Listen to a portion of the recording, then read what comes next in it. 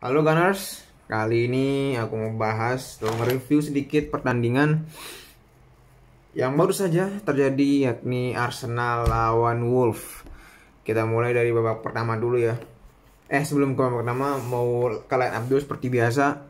Di line up kali ini persis sama line up-nya ketika lawan Wolves kemarin, persis banget sama. Yakni 4-2-3-1, Laka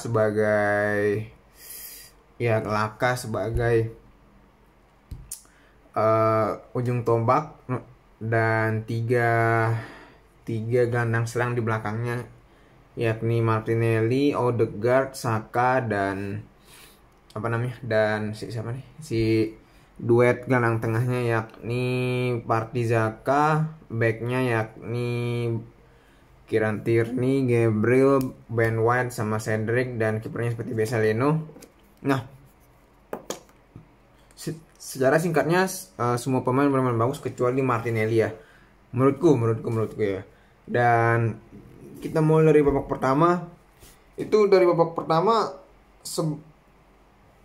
Di 10 menit pertama sebenarnya Arsenal sudah ngegas dengan peluang yang dia Saka, namun sayang sekali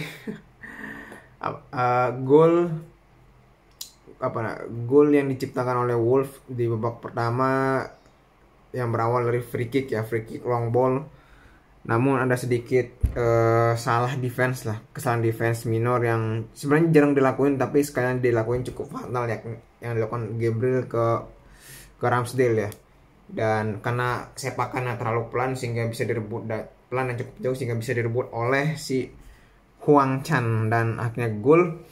Dan sejak saat itu Arsenal benar-benar tahu nggak ngurung ngurung Wolverhampton. Bener-bener Wolves itu terkurung sama babak pertama dan nggak ada peluang berbahaya banget sebenarnya dari Wolves. Mungkin bisa dibilang ada sih peluang di menit berapa aku lupa, cuman itu golnya hanya sedikit nyamping dari tiang jauh lah. Si Gimenez kalau nggak salah itu Gimenez sedikit nyamping dari tiang jauh aja. Setelah itu nggak ada yang berbahaya banget lah dari Wolves.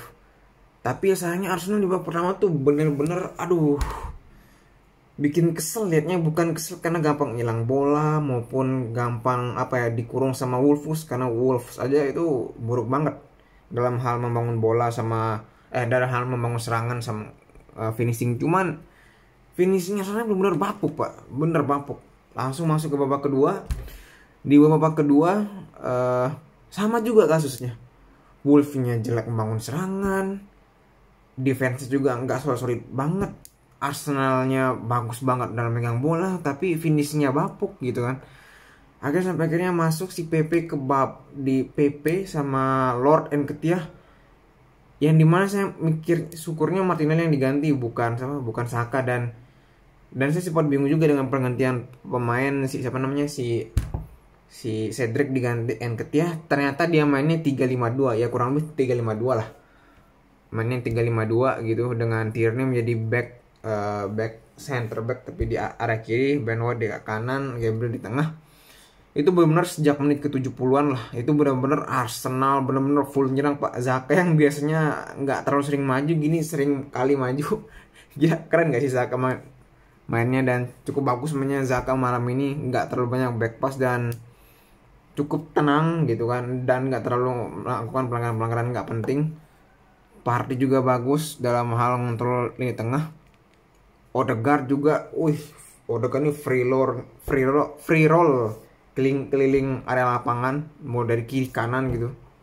Walau lebih banyak di area tengah ke kanan ya kalau Odegaard. Saka juga penetrasinya bagus. PP sama Nketiah cukup berkontribusi banyak, main juga cukup bagus gitu. Dan dan Laka kerja keras doang tapi finishingnya bapuk kayak biasa gitu. 3 backnya biasanya solid aja seperti biasa, kecuali kesalahannya minornya Gabriel.